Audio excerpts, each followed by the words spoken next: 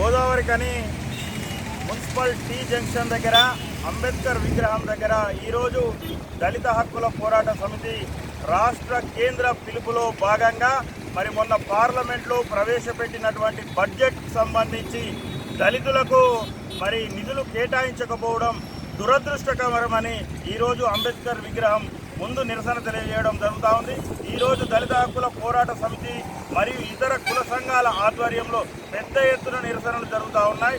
మొన్న జరిగినటువంటి కేంద్ర బడ్జెట్ సమావేశంలో 48 లక్షల కోట్ల బడ్జెట్ ప్రవేశపెడితే మరి చాలనంగా కేవలం ఎస్సీకి సంబంధించి కేవలం 1,00,000 కోట్ల రూపాయలకు సంబంధించి పెట్టడం బాధాకరం. ప్రతి సంవత్సరం బడ్జెట్లో మరి ఎక్కువగా ఎస్సీలకు నిధులు కేటాయిస్తామని చెప్పుకుంటూ పబ్బం గడుపుతూ ఉన్నాయి తప్ప మరి 1,00,000 కోట్ల రూపాయలు నిధులు కేటాయిస్తే ఏ మాత్రం కూడా కింది స్థాయి ఎస్సీ అట్టడుగు బడుగు బలహీన వర్గాలకు అందకపోవడం అందని ద్రాక్షలాగే మారుతూ ఉంది తప్ప మరొకటి కాదు.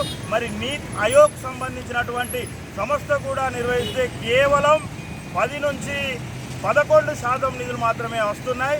కానీ ఈ సర్వే నిర్వహిస్తే ప్రతి ఏడాది కేవలం ఎస్సీలకు 3% మాత్రమే నిధులు కేటాయించడం దురదృష్టకరం. దాదాపు పార్లమెంటులో బడ్జెట్ ప్రవేశపెడితే ఎస్సీలకు 20% పైగా నిధులు కేటాయించాలని దళిత హక్కుల పోరాట సమితి డిమాండ్ చేస్తూ ఉన్నది. దళితులకు జరుగుతున్నటువంటి అన్యాయంపై తెలంగాణ రాష్ట్ర దళిత హక్కుల పోరాట సమితి దళితులకు అండగా ఉంటుంది. దళితుల సమస్యలకై దళిత హక్కులకై పోరాడుతుందని ఈ రాష్ట్ర ప్రభుత్వాన్ని ఈ కేంద్ర ప్రభుత్వాన్ని మేము డిమాండ్ చేస్తూ ఉన్నాం.